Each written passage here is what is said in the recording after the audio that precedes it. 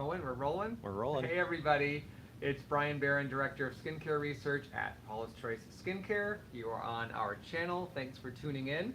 I'm here in Seattle, end of a long, busy week, good week here at the office, and it's a beautiful sunny day, although I know you can't see outside. And I am here with our social media director who's sitting off camera ready to let me know what is on your mind about skincare, makeup, our products, somebody else's products. I don't always know about somebody else's products, but I definitely know about our products. So please feel free to shoot questions our way, and I'm here for, what, we're doing the next hour? Yes. The next hour to answer them. So we will get started. Anything in the hopper, or what do you want me to talk about to get us going? Talking about our newest products. I pulled them out for you. Whatever.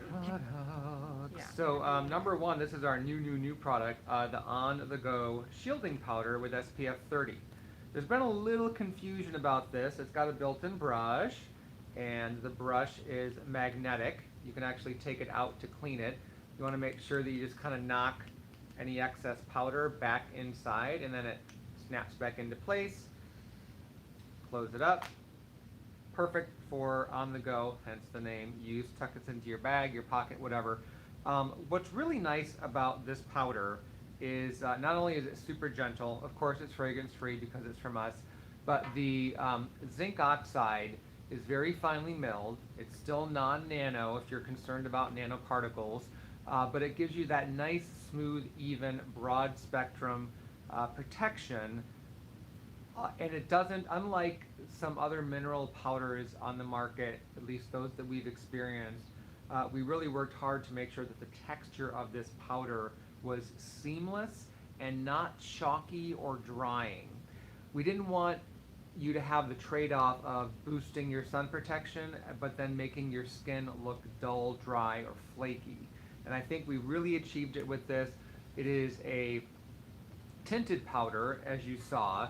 But it isn't a shade as in like, oh, this is light and then we have a medium and a dark or a tan or whatever. Really the color in that powder is designed to offset the whitening effect, the white cast that zinc oxide can have. The bonus though, other than no white cast, is that the color of this powder really works for pretty much any skin tone. We've tested it on quite a broad range, right, Allie? Mm-hmm. And you can wear it, I can wear it, women with medium skin tones, of course. If your skin tone is in the middle, you can pretty much wear any powder like this. Really, it's the concerning skin tones are on the lighter and the darker end of the spectrum, and I think we've covered everybody. Not to say there won't be some outliers, and that's where we want your feedback, so if you try this and you feel that the color isn't quite right for you, let us know. But I found it really to be translucent. It's very translucent. The other thing I wanted to mention, and this is something that we would say about any powder with sunscreen, is that it is not meant to be your sole source of sun protection.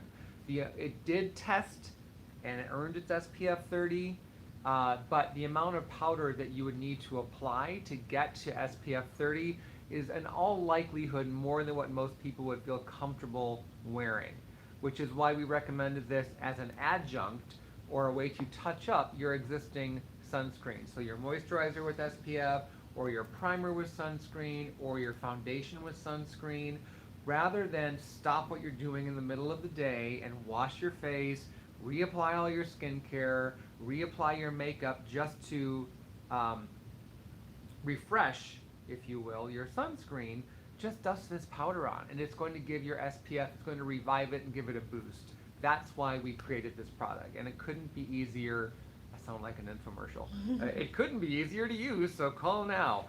Anyway, want me to answer a question? Yeah, let's answer a Okay. question. Somebody might ask about these other two products I was going to talk about. Andrea wonders if you can recommend a moisturizer or a serum for acne-prone skin that's going through sensitizing treatments and needs some repairing. Acne-prone skin, Right. moisturizer or serum. Going through some treatments and needs some repairing. The first thing that comes to mind would be our Omega Plus Complex serum, because it is water-based It's lightweight, but still substantially hydrating. And I love the anti-inflammatory, the skin calming benefits that the omega fatty acid it contains delivers. So that would be my first choice. If you want something even lighter, the Resist Ultralight Super Antioxidant Concentrate Serum, that's a mouthful, but that contains a really nice mix of skin repairing and soothing ingredients as well, led by niacinamide, which is going to help with ceramide synthesis in the skin. Sometimes with some of the topical anti-acne products, they can be, they are effective, but the manner in which they work damages skin's barrier, and then that has the unwanted side effect of causing your skin to produce fewer ceramides.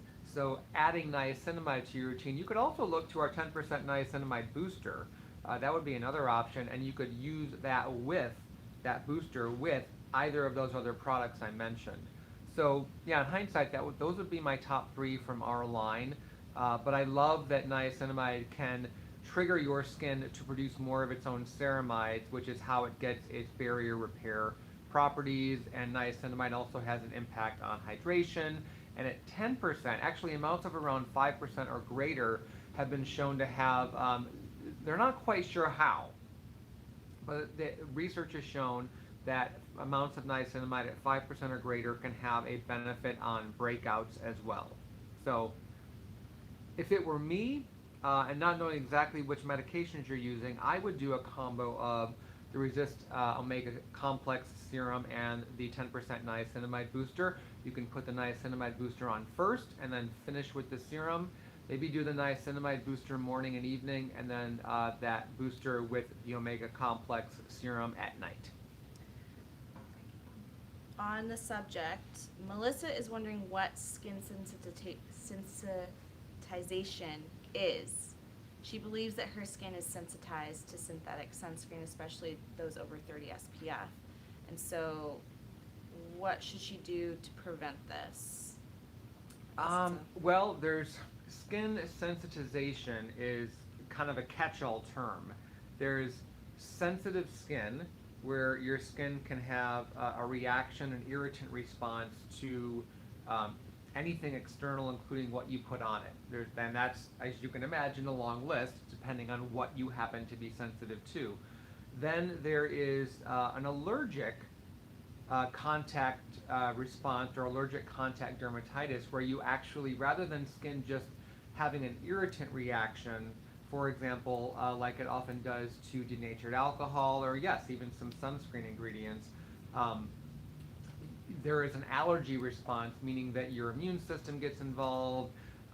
There's a histamine response because the immune system in your skin is overreacting, having an allergic response to something that something that's touched it. Could be a skincare product, it could be a plant that you brushed against your face, it may even be a food that you eat that can cause that allergic contact response that shows itself on your skin. With sunscreens, I wish I could say, here are the sunscreen active ingredients to absolutely avoid if you want to avoid it, if you know that your skin has a sensitized reaction to sunscreens. The mineral sunscreens, titanium dioxide and zinc oxide, are going to be your best bets in terms of both being the least likely to cause any sort of a reaction. They're really benign ingredients. And the way that they're formulated in modern day sunscreens, you don't have to worry about them penetrating past the skin's uppermost layers, getting into the body. There are ways that you can formulate around that, control the size of the ingredient, encapsulate the ingredient so that it stays in a larger bubble where it can maintain itself on the surface of your skin and still work to provide UV protection, which is exactly what you want. Otherwise, the really bad sensitizing sunscreen ingredients like PABA are no longer used. They're either completely discontinued, or their sensitization risk is so well known now that nobody is formulating with them, at least not if they know what they're doing and they're trying to create a great product. Some people are sensitive to octocrylene, which is often used in combination with avobenzone, because octocrylene really helps to stabilize avobenzone so it can be effective, maintain the same level of effectiveness for the prescribed period of time, meaning until it's time to reapply. But otherwise, it really comes down to experimentation. You may want to look at some sunscreen products that combine mineral like zinc oxide with a synthetic such as octinoxate. That combination may prove to be a good mix for you. But of course, you could also look to the pure mineral sunscreens and experiment with those to see. Did she mention skin type? No. Okay. But she's acne prone, so. Okay. So acne prone. Now the mineral sunscreens are sometimes like, oh, don't use them if you're acne prone, but it isn't true for everyone. They are, or they can feel. I'm going to use the word occlusive, but I don't want you to think that that means that they're blocking your skin or suffocating your skin. By occlusive, I mean just in the manner of how they cover, and that's one of the reasons that mineral sunscreens are such good sunscreens. They absolutely can be and are formulated to be lightweight and in a texture that is going to be compatible for oily or acne-prone skin. And the mineral sunscreens, particularly when they're used in the amount necessary to get SPF 30 or greater, have a natural matte finish, which is another advantage for somebody with oily skin. You don't want a sunscreen that's going to add to the shine that you're already getting from the oil. Another sunscreen related question from Soul Keys 86. Would you like to see new regulations or standards for showing the level of UVA protection rather than just broad spectrum, much like how you get a specific UVB rating? Right, because the SPF rating is still about UVB protection, and then if it says broad spectrum, that means the product has passed what's called the critical wavelength test, which is a measure of UVA protection. Do I think that we could have a better system for letting consumers know about level of UVA protection? I do. Exactly what that would be is something that is, as they say, above my pay grade.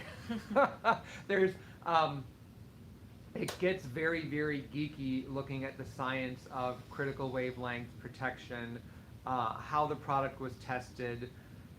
Right now, I'm more concerned about people just using sunscreen properly or using it at all, for that matter. There's still some fairly shocking statistics out there about how many people don't apply sunscreen on a regular basis. And it is, honestly, I know you've heard me say this before if you've watched these, it's the single most important thing you can do for the health and for the appearance of your skin. It isn't just a summer thing, it isn't just an I'm going to the beach or going on vacation thing. It is a daily must, like brushing your teeth. Now that doesn't mean that you need to apply a super high SPF every day, particularly if you spend most of your time indoors, you're not sitting by a window, because unfortunately, unless the glass is UV treated, most glass is not. The newer, it does, this is an interesting fact, it does tend to be in modern day cars. So I think there's less of a concern about if you're driving a newer model car, like maybe 2012 or newer, you probably have UV tinted glass, at least on your side windows, maybe not the windshield, but you could check with the manufacturer to find out, and you could also add UV tinting to your car windows if you're curious, if you have an older car. But UVA rays get through glass. There's lots of daylight coming in these windows in the room where I'm sitting, and if I didn't have sunscreen on, my skin would light. I don't know for sure if these windows are UV tinted or not. You guys know? Okay, yeah. So always assume they're not unless you know otherwise. So yeah, if I wasn't wearing sunscreen today, I would be getting damage. Andrew, you're hiding your face. It's like I didn't put any on. I'm sorry, Dan. Oh, dear. So yes, yeah, it's. I do think that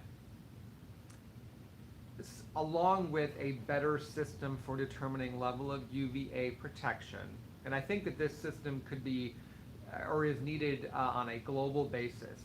What we have right now is better than where we were 5-10 years ago, but it could be even better.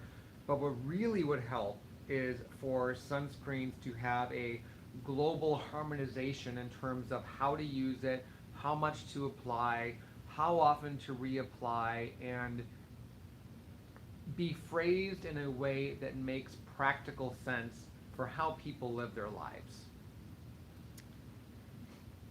We have a question from Maxwell. He wants a sneak peek on the new pink serum. A sneak peek on the new pink serum? What have you shown? I don't know, honestly. I don't know how he knows about that, but maybe, I don't know. It comes by its color naturally. Yes, of course. Yeah. That's all we can say, maybe. That's all we can say. You'll find out more next month. It's a great product. I think it's early May. Yeah. Oh, did we push it out a bit? I think so. Okay. Let's see. Bostian says. Oh, it's silicone free. People are, if you're worried about that, some people are. I tried a swatch on my hand and I was like, oh my gosh, this is like nothing like any of the other serums we have. A lot of people I can work in a quick mention of the Omega Plus Complex Moisturizer, which is my new favorite facial moisturizer from us. Even though you have oily skin? Yes. Wow. Normal to oily skin. It's the cheek area. I need a little bit of moisturizer there, but when we were doing an event around this a couple of weeks ago in New York, what I heard a lot was people would try this, and it has a really nice kind of a whipped cloud texture. People would put it on and they would say, "Oh, I love that silky silicone feel," and or they would just ask, they'd be like, "Wow, is there silicone in here?" And no, there isn't. The chemists that worked on this. It's interesting because Paula and I, our role in essence is to come up with an ideal ingredient list on paper, what ingredients we want to be in a product based on the research behind those ingredients and what the benefit of the product is, who it's for, that type of thing. And then we hand it over to our brilliant chemists who will take our ideas for ingredients and texture and aesthetics and create, and it's often, as you can imagine, that doesn't happen overnight. They'll create these beautiful formulas that continue to impress us, and we always say, if we're impressed, because we're very picky and we go through a lot of skincare products and whatnot, but if it's making us happy, it's probably going to make a lot of our customers happy too.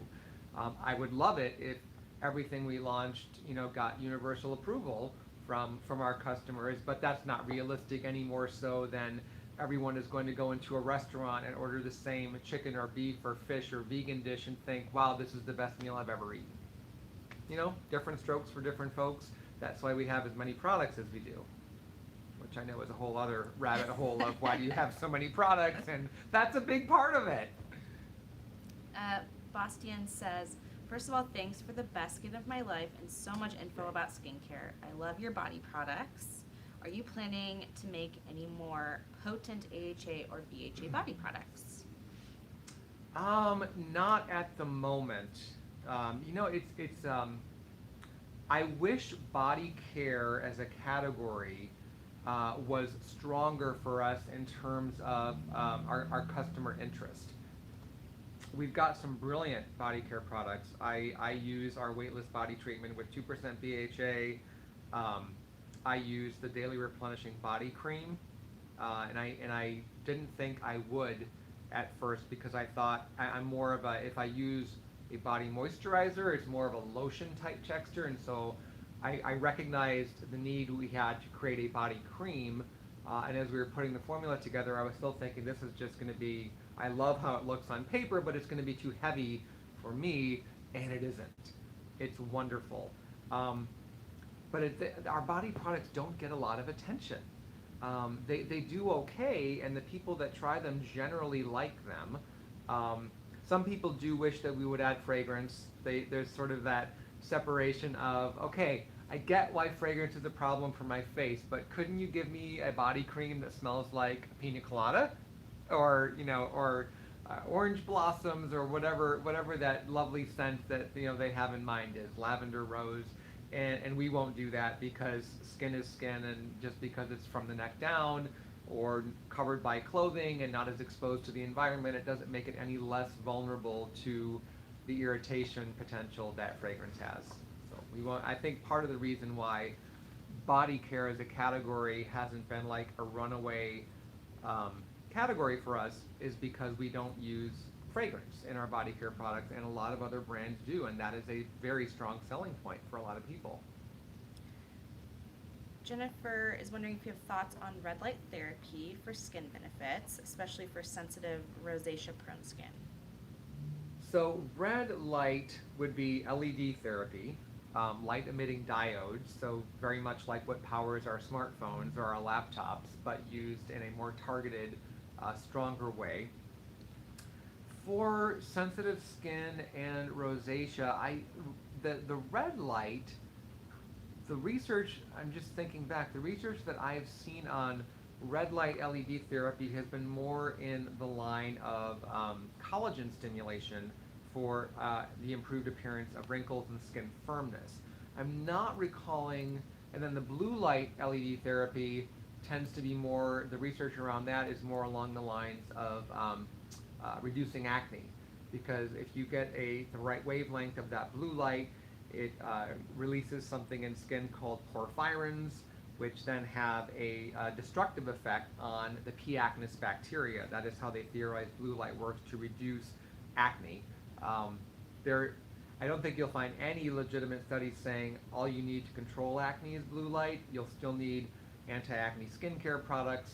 It's not a one-shot deal with blue light. It's more of an adjunct type therapy, just like the on-the-go shielding powder is an adjunct to your sunscreen. For rosacea, I would still look more toward the topical prescription type products like the Phoenicia, which is 15% azelaic acid, or any of the Metro products which have the antifungal metronidazole, I believe it's pronounced. You could, I mean, there could be something about red light therapy for rosacea I just haven't seen yet. If you've read some legitimate studies about it or read about it in dermatologist journals or blogs and you want to ask your doctor about it, by all means. It isn't, I don't think by virtue of how it works that it would make rosacea worse, but you would need to consult with your dermatologist to be sure that is the right treatment for you. And it may well be if you've tried the topicals I've mentioned and haven't had success.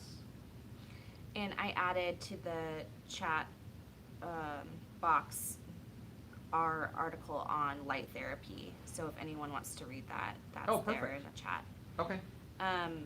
Danny says she knows how much Paula loves the Skin Perfecting 2% BHA liquid. Oh, yes. Do you know why she prefers that one over the other liquid 2% BHA products from PC, and what is the difference between them? I think the Resist 2%. Right? The daily pore refining treatment, or yeah, the daily pore refining treatment in Resist. So when Paula finds a product that she loves and gets great results from, it is very difficult to get her to use anything else. That's first and foremost. So even though there are some aesthetic things about the 2% BHA liquid that she will be like, yep, it can make me feel a little greasy, and she really piles it on. Nothing else in our line at the 2% BHA level has worked for her like that product has. Getting back to what I mentioned earlier about why we have so many products and different skin types and concerns and then preferences and then results, I'm someone that can't use our 2% BHA liquid for more than a couple of days, or I start getting flaky. I start getting some kickback, and I've said this many times. You always want to make sure that in your skincare routine, it is always pointed toward benefits and not tipping the scale toward irritation. And that can be a balancing act when you're using several bioactive ingredients. You only want to, you want to keep things on the good side. So for me, if I want to use 2% BHA, I have to use our daily pore refining treatment. The base for that, it's 2% BHA and 2% BHA. So you might think, well, it's apples to apples, isn't it? And from a BHA concentration perspective, yes. However, the 2% BHA liquid in our Skin Perfecting line is designed to penetrate faster and a bit further into the pore lining than a daily pore refining treatment, which still gets there. It just takes a slower course. It sort of takes the scenic route as opposed to the expressway.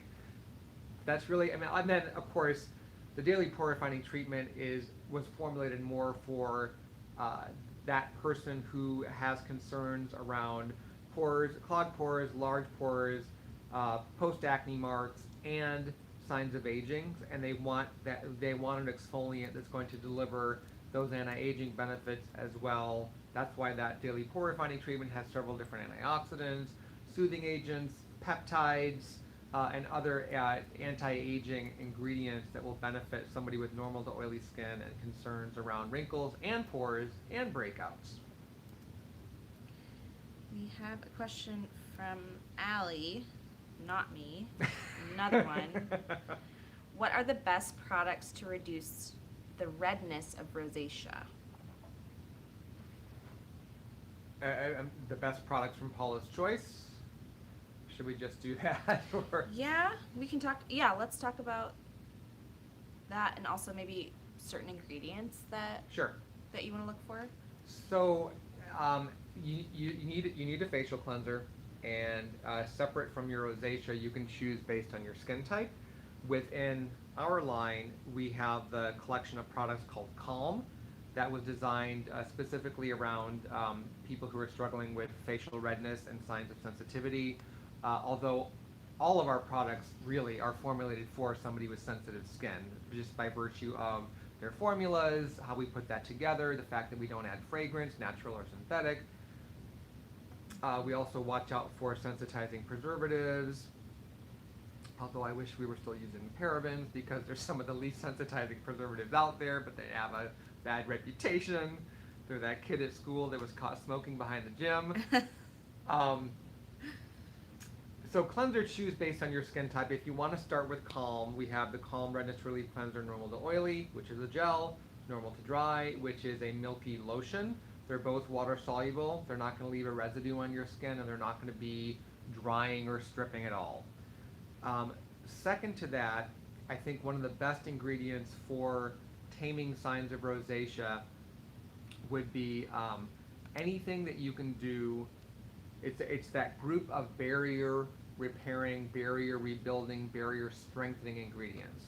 There is some pretty good research on rosacea in terms of it's widely considered to be a vascular disorder that impacts the skin, but there is also research showing that people with rosacea tend to have a naturally thinner barrier. So I don't have rosacea, at least not yet. Maybe I will someday. My barrier, in theory, is stronger and thicker, even independent of what products I'm using that help with that, than someone who has rosacea. And I've heard it likened to the layers of an onion. And somebody with rosacea has like just that little last skin of onion that you want to take off before you dice it up for a recipe. And somebody with a stronger non-rosacea barrier has that full layer that you then have to peel off before you start slicing the onion. Anything you can add to infuse the barrier with rebuilding and replenishing ingredients is going to be great for rosacea. So ceramides, hyaluronic acid, cholesterol, the omega fatty acids, glycerin, sodium PCA, any of those ingredients that are naturally present in a strong, robust barrier, you're going to help shore up and rebuild and strengthen what you have. So, and you can find those ingredients in several of our products. Our Resist Advanced Replenishing Toner, both of the toners in the Calm line that I mentioned earlier, our daytime moisturizers with sunscreen, the Calm, the serum in the Calm line is a particularly rich source of those ingredients, and that is an all skin types formula. It's a light gel. I would highly recommend that, alongside our 10% azelaic acid booster. Azelaic acid is a very good for reducing redness, and it's just a very good all-around anti-inflammatory that can also help improve skin tone and skin texture. So I suspect with just getting started with that group, I think you'll really see a nice improvement.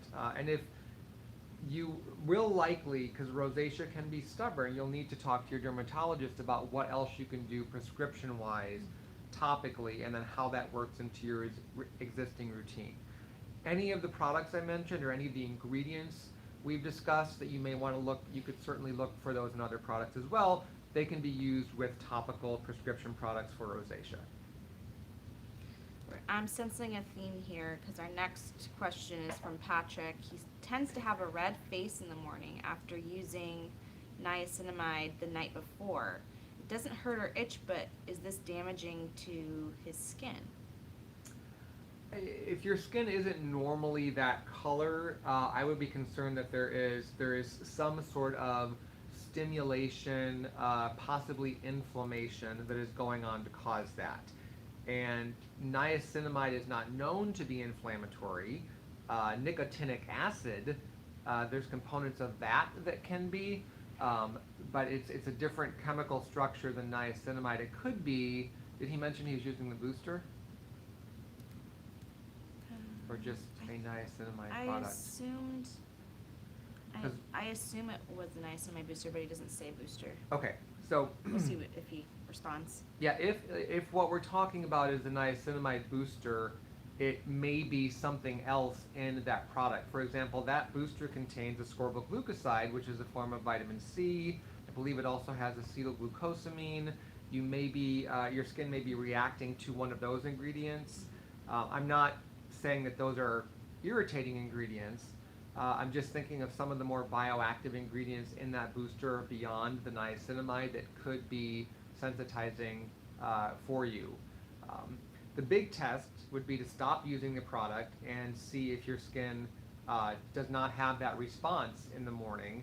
And if it does, what else in your routine, essentially what I'm getting at is that you may need to work out a process of elimination where you pare down your routine to the basics you need, even if it just gets down to a facial cleanser and a sunscreen, and see how your skin looks each morning. If the redness persists, no matter what you cut from your routine and how long you wait, then it could just be coincidental that you have an underlying skin condition that isn't triggered by the product. It just is something else going on beneath the surface that would require the attention of a dermatologist. It was the niacinamide booster. Okay. So first order of business then is to stop using that and see if your skin responds. If you determine that the niacinamide booster is the problem, and you want to continue using niacinamide, we certainly have that in other products, because even if it could be that 10% niacinamide is too much for you, but that doesn't mean, just like with stronger amounts of retinol, that if you can't use this strength, you can't use any strength. So you may want to experiment with some of our other products with niacinamide that offer that ingredient in a lower amount, such as the Resist Brightening Essence, which has niacinamide and some other skin tone improving and brightening ingredients. And the niacinamide content there is around 2%, which is still very good. David Sellis uses the 2% BHA. He's gotten flaking and kickback. However, it doesn't go deep enough still. His skin has a lot of buildup, and at first his skin was shedding dirt and other stuff. He tried the pore refiner, and that burned. Okay. So I think he's asking probably for another BHA formula. Yeah, I'm tempted to suggest the advanced pore refining treatment, which is 4% BHA, and it's in a different delivery system than the other BHAs you mentioned. And it could be that combination and then that increased strength is going to be the secret sauce for you. I mentioned earlier that I'm unable to use the 2% BHA liquid for more than a couple days in a row without getting some kickback, and here's what I use instead. But I also use once or twice a week the advanced pore refining treatment that I just mentioned. So even though that is 4% BHA, I can use that intermittently, and I see great results from that. Particularly if when you have clogged pores and you can kind of tell that one is forming, but it hasn't become a bump on the surface yet, but you can kind of feel it beneath the skin. that's what I really noticed. The 4% BHA does a brilliant job of making sure that those things never, the clog is taken care of in the pore lining without getting too gross, and it never becomes an unsightly bump or a blemish on the surface. Do you want to talk about the clinical eye cream a little bit? Sure. All right, switching from the face to the eye area, Paula's Choice Clinical Ceramide Enriched Firming Eye Cream. This is our newest eye cream. Definitely our heaviest hitting anti-aging eye cream because it's got a really potent but gentle uh-oh. Maybe it's. This one wasn't primed very well. I'm sorry. That's okay. It might be empty. Either that or it's empty because Let you me guys see have if I been can using find this it for later. photos. Yes. But isn't this packaging beautiful? So the formula-wise, though, it's our only eye area product that has retinol and multiple forms of vitamin C that are in this really interesting controlled delivery matrix with ceramides because of their replenishing and skin firming ability and a ton of other anti-aging ingredients that are pretty amazing. So the Clinical Ceramide Enriched Firming Eye Cream is, like I said, the heaviest hitting formula. Any age can use it. But it is best for somebody that has more visible signs of aging around the eye. Maybe you're starting to see that crepey skin texture. Maybe you're starting to see that loss of firmness. It's not, the eye area isn't as taut, T-A-U-T, as it used to be. Now, if you've got advanced signs of sagging or under eye bags, which can occur when the fat pad beneath the eye literally shifts out of place and it starts pooching below where it used to be. Unfortunately, I'd love to tell you that our eye cream or somebody else's eye cream is going to be the solution to that aging concern, but that is not the purview of skincare, unfortunately. You can get some measurable firmness and even a bit of tightening from the ingredients that are in a product like our clinical eye cream, but it isn't going to do anything about the fact that that fat pad has shifted out of place and is now causing that under eye bag. That is an issue, and most of us will experience it at one point or another as we continue to age, but that problem is something that is the purview of a cosmetic surgeon that literally needs to be moved back into its original place, and once that is done, the under eye bag or the pooching should go away. Now, some people might have that issue along with puffy eyes due to allergies or some other external irritant, and there are, of course, steps within your control that you can take to minimize that type of puffiness, but the under eye bags is not something that eye creams can address. What are people asking about the clinical eye cream? How is it different from our other eye products? It isn't. It has a different texture. I wish I could show you, but we've clearly been greedy with this one. Similar to the clinical ceramide moisturizer. It's similar to the clinical ceramide enriched firming moisturizer, the facial moisturizer, but it is richer. There are more emollient ingredients and more, and the bioactives are also used at a lower concentration in the blend so that it can be used around the eye area, which does tend to be more sensitive. The entire face can be sensitive, but the closer you get to the eye and the fact that the skin is literally thinner there, you want to be careful about using the higher amount. Now, can you use our clinical ceramide enriched facial moisturizer around the eyes? Yes. I don't want to scare you away from doing that, but I want you to pay close attention to how the skin around your eyes responds, and if you happen to see any signs of sensitization, there's that word again, don't apply it to that area. You can use one of our other eye area products or even one of our other facial moisturizers around your eyes instead. The Omega Plus Complex Moisturizer I held up earlier, that's great for around the eyes. But overarching question though, because I know some people have asked this, is just because we have eye area products, does that mean that you can no longer use your Paula's Choice facial moisturizer around your eyes, or that we no longer recommend that? And no, of course not. We have eye area products, and they contain some interesting special ingredients. I wouldn't say that they're like unique to the eye area and that they can't benefit skin elsewhere on the face, because that's not true. But we recognize that a lot of you want to do something specific for your eye area, or you may have a skin type around the eye, typically leaning toward dryness, that uh, may not impact the rest of your face. You can have oily or combination skin and be dry around the eyes. Therefore, products that you use on your face for your overall skin type aren't going to be right, or really not. It's not that they aren't right, it's that they're not going to give enough to the eye area to satisfy its unique needs. And then maybe touch upon the fact that both retinol and vitamin C are in this product, and I think a lot of people are still concerned about having those two ingredients combined in one product. Right.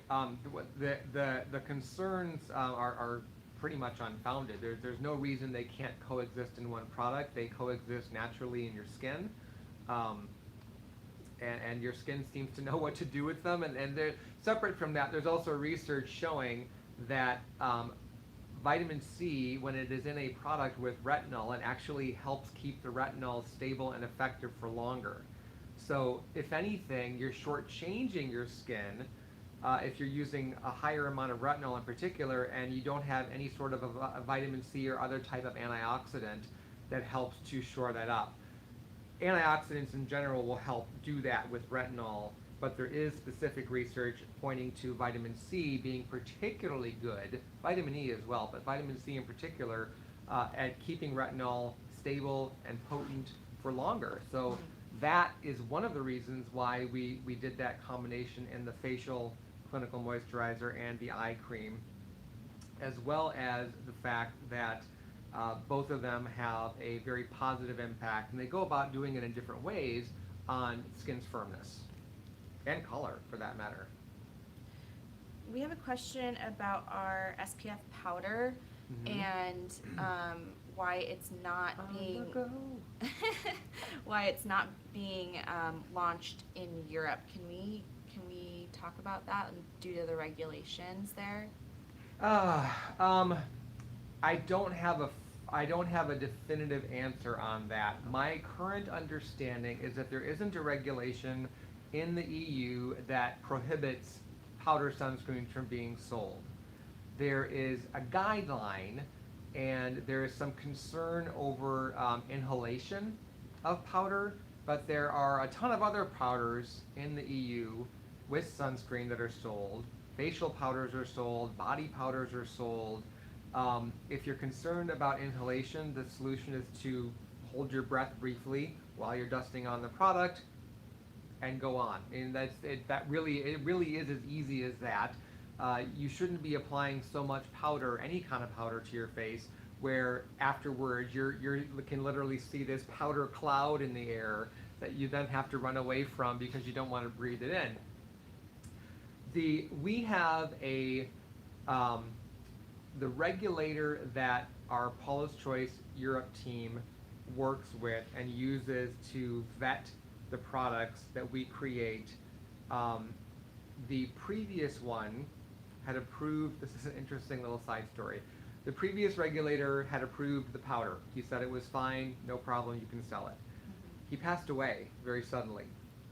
The person that they hired to take his place, because this product hadn't come to market yet, he apparently is very, very conservative in his recommendations and made the call that it would be best to not sell the powder. And so the EU team took that recommendation, and I'm not saying it won't change in the future. I think it's something we're going to be following up on. There's definitely a concern that the decision makes the on-the-go shielding powder seem scary or like there's something wrong with it, and that's not the case. It is really a matter of regulatory opinion at this point as to why we can't sell that. That is, as I said at the top of this explanation, that is my current understanding of the situation, and I'm really hopeful that it's going to change and that we will be able to sell that powder there. Anthony is wondering if ascorbic acid exfoliates skin. Ascorbic acid? Yes. Or sorbic? Ascorbic. Ascorbic. Even though it is an acid, it's the technical name or the name for pure vitamin C. The manner in which it works doesn't have a keratolytic or exfoliating action, and I don't exactly know why. It could be related to the inherent instability of ascorbic acid, in that it can deliver its antioxidant benefits relatively quickly, but you want it to hang out in skin and be potent for longer in order to work as an exfoliant. That is an educated guess. Don't quote me on it. I can do a little digging to see if I can find anything else in regards to that, because totally get that it's an acid, and for example, in high-strength vitamin C products where ascorbic acid is the only or the main source of vitamin C, it does need to be in an acidic pH in order for the ascorbic acid to maintain its stability and effectiveness. That's what we did with our C15 Super Booster. So why doesn't it exfoliate? I don't exactly know. We have a few more questions. Helena Yeah. is wondering if Okay. you think it's early to notice skin sagging around the mouth when you are 36 years old. Nope. Absolutely not. There isn't a magic age where skin will start sagging. It can depend on numerous things with your cumulative sun damage, your history of sun tanning indoors and out. That plays a big role. It has to do with the general condition of your skin. It has to do to some degree with genetics, your bone structure. Being a woman, how soon you start menopause, which begins with perimenopause. What happens there, and why I'm mentioning it, is that as you go through menopause and the hormonal shift changes, you also experience bone loss. Not like a tremendous amount where like one day you wake up and your finger bones are all gone, not like that, but it's a subtle enough bone loss where as we age and as gravity takes its toll, your skin literally has less scaffolding to support it. And that is a result to a large degree of bone loss. And then the other thing that can happen in your 30s is that the various fat pads in your skin start shifting out of place. And there isn't a set pattern for that. Some people have the fat pads in their forehead shift, and so they may get into their late 30s or early 40s and they get a really heavy looking brow. All of a sudden they kind of look angry all the time, and they're not. They're very nice people. Some people have the more jowly type sagging, where the fat pads kind of start coming in this way, and then with the loss of bone and the effects of gravity, you can get that kind of jowling effect. That isn't very common in your 30s, but seeing that first sign of sagging through this area, it can happen. Yeah. Ruda is wondering if you can please comment on UV index and SPF application. If UV index is 0, do we still get UVA rays? That's a good question, because I often will note that on my phone. My weather app will show that. And living in Michigan, as I do, and going through long cold winters where there can be weeks where we don't see the sun and it's cloudy and snowy and just kind of gray. UV light is still getting through. I don't have familiarity with how the numbers on the UV index correlate to the level of UV rays reaching the earth. But what I do know is that even on a cloudy day, even in the dead of winter, if you can see daylight, your skin is being hit by UV light. So what I do think is okay is on those days where your app is telling you that the UV index is 0 or 1, and I don't know if it goes up to 10 or if it goes up, I'm not sure if it goes, I've seen it like in the summer. I know I've seen it on my phone be as high as like 7 or 8, so I'm thinking it does go up to 10. Are you checking? Mm-hmm. Okay. I think on days when it's 0 or 1, and particularly if you're going to be spending little time outside, and again, you're not spending hours and hours sitting by a window, that you can get away with using a lower SPF product, maybe SPF 15. It does go up to 11 plus. Wow, okay, 11 plus would be like equator. Duck and cover, Extreme. use an umbrella, stay indoors, find a cave. if you're as light as I am at least. Um, I think on those days when the UV index is lower, 0, 1, even 2, you could get away with using a lower SPF rating, like a 15. Or you could take your normal SPF 30 and not slather it on as much as you normally would. Yeah. But I caution you, it's always better to apply more sunscreen than you think you need. It's such an important aspect of skin care and skin health that I don't want to encourage you to skimp.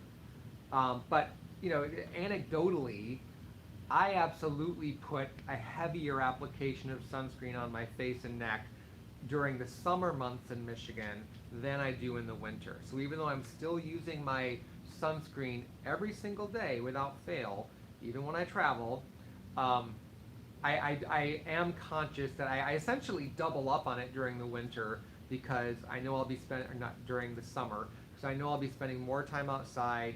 My skin is going to be exposed to direct sunlight as opposed to diffused UV light, which is what happens on a cloudy day. Diffused doesn't mean gone, doesn't mean you're in the clear. Again, if you can see daylight, you're seeing UV light, and so is your skin. So that's my long-winded answer on what to do about that, based on what I know on the UV index and from my own experience. Okay, so we have time for one more question. Okay.